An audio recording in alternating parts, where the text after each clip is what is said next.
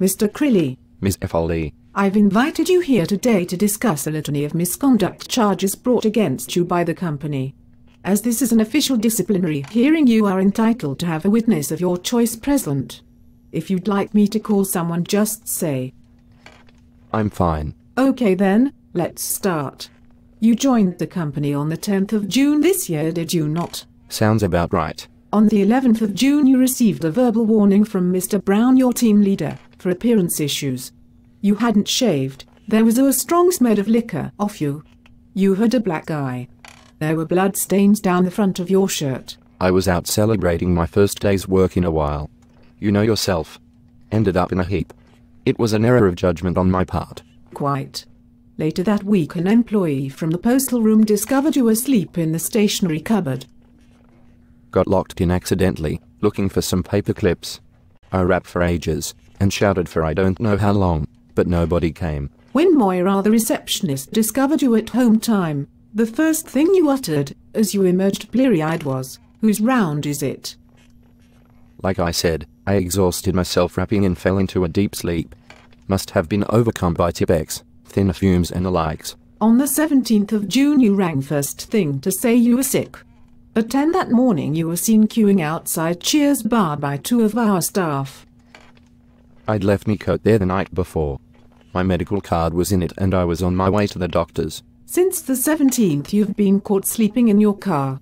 This in itself isn't normally a misconduct issue, but security filmed you emerging from it during the night and defecating behind the wheelie bins. It had been a particularly hectic day. Better to nap than to drive home in that state. And the wheelie bins.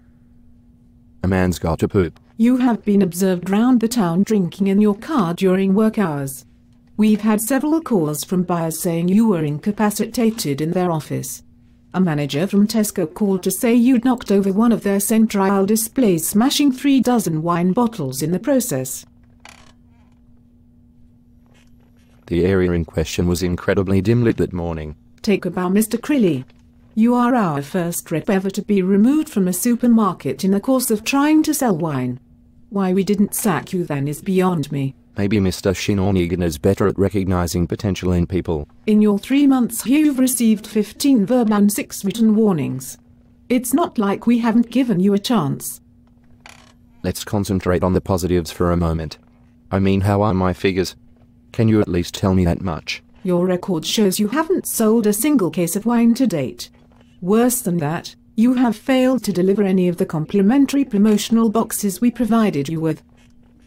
I thought they were for me. Why would they be for you? Give us another shot and I'll show you a salesman. With this drought in Peru. Where? Some country in South America that Vince mentioned. We'll be coining it in just like he says. I'll deal with Mr. Shinonigan in due course. You vomited at our stand at the Wine Expo in full view of the chairman. You might have been okay had you not been seen 2 minutes earlier shotgunning a bottle of Shiraz. It was hot in that building. I didn't want to leave the desk unmanned to get some water. And the final straw. Yesterday morning we got a call from the guards to say they'd found an employee of ours sleeping in a Tesco trolley. How do you explain that one I can't. was sleeping in one of their trolleys in full view of their shoppers, an act of defiance? No. So how can you explain yourself? I wasn't within a mile of Tesco's. The Tesco's trolley that the guards took me out of was in the Castletown River.